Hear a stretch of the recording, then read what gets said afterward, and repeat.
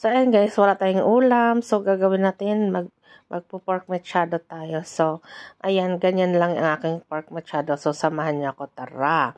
So, meron akong pork shoulder. Minarinate ko na siya sa soy sauce tsaka sa lemon juice for 1 hour. Tapos, dito sa ating pan, maglalagay tayo ng sibuyas tsaka bawang, tapos ilalagay na natin yung marinated pork natin.